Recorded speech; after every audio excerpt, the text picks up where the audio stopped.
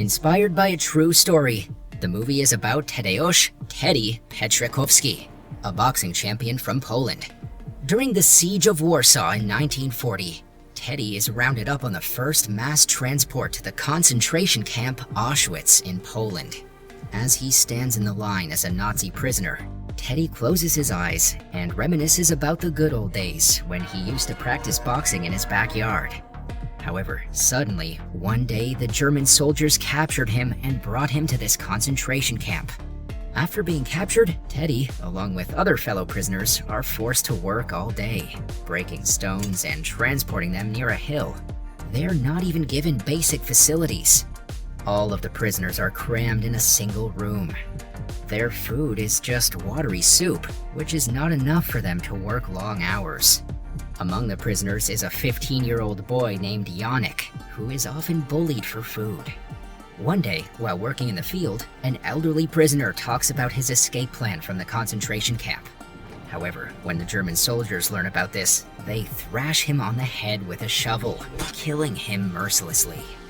The following day, Yannick approaches Teddy and tells him that he is one of his fans. The boy used to watch Teddy's boxing matches on TV. Later, he goes to a German officer's house to deliver a chair. After doing his work, he sneaks into the living room and steals some apples, which he later shares with Yannick. The teenager then shares his apple with an elderly man named Eric. This makes Teddy realize that Yannick is a kind soul. Unfortunately, the German soldiers learn about the stolen apples, so they come to arrest Teddy. Since they also see Yannick and the elderly Eric holding the food, they take them away for punishment. In the next scene, we see the three of them being dragged to a slaughter place, where the German soldiers kill the prisoners who do not obey them. Yannick, Eric, and Teddy see that 3 other prisoners have already been shot dead that day. A German officer orders the old man Eric to step forward and place an apple above his head. Excessively fearing for his life, Eric obeys the orders. Then, the officer points his gun at the apple. However, when he opens fire, he shoots at Eric, killing him instantly. After this horrifying incident, Teddy is next in line as he's ordered to do the same as Eric. However, our fearless fighter casually starts eating his apple, claiming that he isn't afraid of anyone, especially the Nazis. Because of this, the German officer becomes angry and proceeds to assault Yannick. Teddy begs him to stop, but to no avail. That night, Teddy cannot sleep as his mind is disturbed. He blames himself for putting Yannick in such a condition. At the same time, we see a large number of Jewish people being sent to a gas chamber, where the German soldiers put poisonous gas to kill them. Things start to get worse for the prisoners when they are ordered to work even before sunrise. Additionally, they're assaulted and given even less food than before. The prisoners are treated so badly that some even begin to fall unconscious and die on the spot. One night, a German soldier throws a piece of food on the ground. Seeing this, the starving prisoners race with each other to get the food. The soldier enjoys watching it, so he throws more food and encourages the prisoners to fight each other so that they can get the food. Chaos erupts when the prisoners start brawling with each other. The soldier then orders Teddy, who is working nearby, to join the challenge. Since we know that Teddy used to be a boxer before he was dragged to this hell of a place, he casually gets ready for the fight. To everyone's surprise, he outperforms all of them with his exceptional boxing tactics. A German officer, who also used to practice boxing, becomes intimidated by Teddy and challenges him to a fight. Our brave protagonist agrees right away, and so the match begins. Although everyone believes that the German officer will win, Teddy proves them wrong by landing a solid blow on his opponent. This wins him the match, and also the respect of the German officer. He's also given proper food as a reward. Later, Teddy shares the food with his fellow prisoners, especially the teenage Yannick, whom he has taken under his wing. But since they have not been given proper shelter, Yannick has been suffering from a cold, which eventually turns into fever and then pneumonia. Feeling helpless, Teddy decides to use his boxing skills and experience for good. He approaches the German officer from earlier and pleads to him for help. The latter agrees, but says that Teddy has to do whatever he asks. Our hero simply nods with a worried look on his face. Later, we see the German officer taking Teddy to his superiors. He tells them that Teddy is a good fighter, and since the superiors want something to entertain themselves in the camp, he suggests that they could organize a boxing championship. Initially, the superiors make fun of the idea, as they don't believe that a lean and weak-looking Teddy can land a blow on someone, let alone fight with them. However, when Teddy shows some impressive moves, the Nazi officer quickly recognizes his skills as a fighter and offer him a deal. He'll box for their amusement, and for each match he wins, Teddy will be given extra food and water. The following day, Teddy gets ready for his first match in the camp. He easily beats his opponent in the ring, surprising most of the German officers who are in the audience. We also see a small German kid excitedly watching Teddy outperforming the soldier. Later, he's given some food and water in exchange for winning the match. He is also sent to a horse stable to work, as a part of upgrading his working environment. Since there's less work at the stable, he can rest there, as well as practice boxing with newly gifted gloves. Additionally, Teddy is also allowed to visit the infirmary, unlike other prisoners. He goes there to get his stitches done from the match earlier. After finishing up, he asks the nurse for some medicine for pneumonia. Since the nurse is a good woman, she hands him the medicine without any protest. She also gives him extra medication for other diseases. Following this, Teddy visits the sick ward and gives Yannick the medication for pneumonia. He also hands over the rest of the medicine to a health worker so that other dying prisoners can be cured as soon as possible.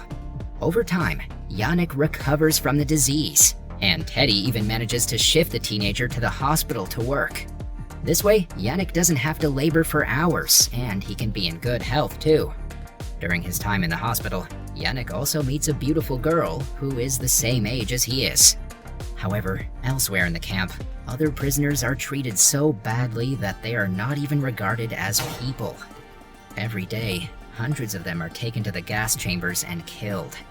Their condition keeps on getting worse. As the days pass, Teddy defeats all the opponents that are put in front of him. Every victory brings hope, not just for Teddy, but for every prisoner of Auschwitz. He continues to share his rewards with other prisoners and also gets medicine for the sick. Although the German officers are enjoying the boxing matches, they're tired of watching Teddy win. One day, a highly ranked officer comes to the stable to get a horse. He then approaches Teddy and explains that although the officers are enjoying the matches, there will come a day when Teddy has to resume his old work. The next day, the Nazis bring a stronger opponent from another prison, hoping to see a new winner. During the match, Teddy takes a couple of blows from his opponent, who is much bulkier than he is. However, our boxer proves to be the champion when he uses his sly tricks, outsmarting the opponent and eventually winning the match. Following this, he's rewarded more than usual, and shares the reward with other prisoners just like before. In the meantime, the small kid who used to watch Teddy's matches falls sick and is diagnosed with typhoid. He turns out to be the son of a German general. When the child sadly succumbs to his disease, the general is understandably heartbroken. He had never felt like this, even when he sent Jewish kids to gas chambers and killed them. Later, Teddy notices some dead bodies being transported outside the gate. His face is filled with guilt when he sees his opponent's dead body there. That night, the German soldiers, led by the general, round up another group of prisoners and order them to form a line. The prisoners are told to take off their clothes as they're about to have a bath in the chamber. Here, it is revealed that the prisoners aren't aware that they will be killed in the gas chamber. The Nazis are lying to them so that the prisoners follow their orders without any protest. Meanwhile, Yannick's friend is caught stealing food, so she's dragged outside as punishment. One of the soldiers then points a gun at her, ready to kill her, but the girl quickly grabs the gun and shoots him instead. Soon after, chaos erupts when another soldier backfires and shoots the girl dead. In a fit of rage, the soldiers kill all of the prisoners who were rounded up to enter the gas chambers. However, in the ensuing chaos, the general gets shot in his hand and is taken to the infirmary. Yannick is devastated when he learns about his friend's death. With no one to turn to, he quickly goes to Teddy's place and hugs him, crying. Afterward, when the general is being treated at the infirmary, he notices Yannick as the dead girl's friend. He then starts to torture the poor boy and keeps him in his custody. When Teddy learns of this the following morning, he pleads with the officers to let go of the teenager, but to no avail. He then comes up with a deal. If Teddy wins a fight with the best German boxer, Yannick will be free. The officers do not want an easy deal, so they tell him that Teddy has to fight through some of the soldiers to finally duel with the best boxer. Although initially hesitant, our hero gives it deep thought and agrees. The next day, the match starts according to the agreement. Teddy is pitted against some soldiers, but one by one, he defeats all of them. No matter who his opponent is, he faces them with the utmost determination and knocks him out.